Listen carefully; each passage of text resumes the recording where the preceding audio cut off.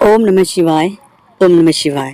दोस्तों, आप सभी का आपके अपने चैनल में एक बार फिर से बहुत स्वागत है और आपका बहुत आभार है। आप जो प्यार और सपोर्ट अपने चैनल को प्रदान कर रहे हैं, आपका दिल से बहुत बहुत धन्यवाद। दोस्तों, इस वीडियो में बात करने वाले हैं कि आने वाले कुछ समय में आपको राहु कर सकता है परेशान, लेकिन उससे पहले कुछ बातें या कुछ सावधानी अगर आप बरत लेंगे तो चीज़ें सही हो जाएगी। हम कई बार ब्लैंक हो जाते हैं, मतलब कई बार ऐसी सिचुएशन हो जाती है कि हमें कुछ समझ ही नहीं आ रहा है। हम खुद के अंदर ही अंदर अपनी परेशानियों से जूझते रहते हैं, न किसी को बता पाते हैं, न हम खुद समझ पाते हैं।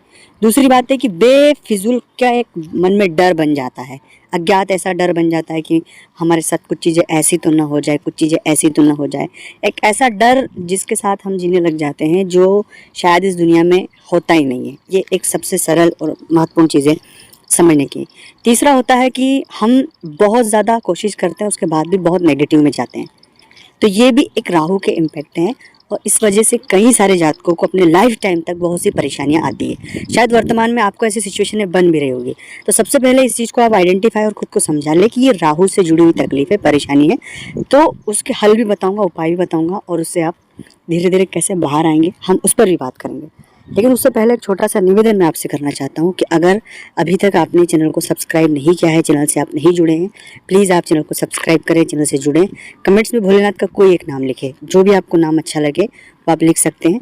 और अगर अपनी कुंडली का एनालिसिस आप हमसे करवाना चाहते हैं तो स्क्रीन के ऊपर नंबर चल ही रहे हैं, आप व्हाट्सएप पर अपॉइंटमेंट लेकर हमसे बात कर सकते हैं। दोस्तों, राहु एक छाया ग्रह है। राहु अपने आप में एक अलग ही दुनिया है और वो हमें परेशान करता रहता है और उसकी परेशानियां हम समझ भी नहीं पाते हैं। सबसे बड़ी तकलीफ दे विषय ये होता है, हमें कैसे भंवर में फंसते रहते हैं और उसके साथ हम बस फंसते रहते हैं।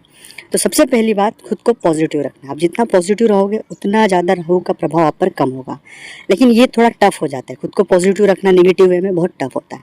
दूसरा तरीका है हनुमान चालीसा का पाठ। हनुमान जी चालीसा का पाठ करने से 9 के 9 ग्रहों को शांति मिलती है और हम राहु के जितने सारे नेगेटिव प्रभाव है उनसे भी बहुत आसानी से बाहर आ जाते हैं।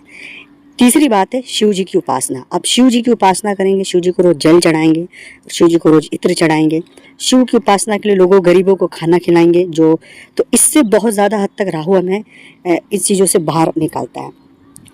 तो एक ऐसा भ्रमजाल हमारे अंदर बन जाता है, हमारी मान्यताएं बन जाती, उन्हें आप छोड़ें, उन मान्यताओं को छोड़ें। आप अच्छे से चीज़ों के बारे में डिटेल में समझें, अपने जितने सारे डाउट्स हैं उस चीज़ को लेकर उसे क्लियर करें। क्योंकि राहु की एक सबसे बड़ी बात है, वितर्क पर ज़्यादा ध्यान देता है। जो कुतर्क होते हैं उन पर ज़्यादा ध्यान देता है और उन कुतर्कों को वो सत्य मानकर हमारे जीवन में, व्यवहार में स्थापित कर देता है और इसी से हम बहुत दिनों तक खुद में खुद स्ट्रगल करते रहते हैं। ऐसा आपके साथ कई दिनों से हो रहा होगा। इसलिए आप इन चीज़ों को मेरी फॉलो करें, आप सकारात्मक रहें, पॉजिटिव रहें, गरीबों को अन्न खिलाते रहें, शिव जी की उपासना करते रहें और कभी भी जीवन में चाहे कितना भी खराब दौर आए, आप ब्लैंक बिल्कुल ना होना है। हमें आशा और होप के साथ जीवन जीना है, उम्मीद के साथ। ओम नमः शिवाय।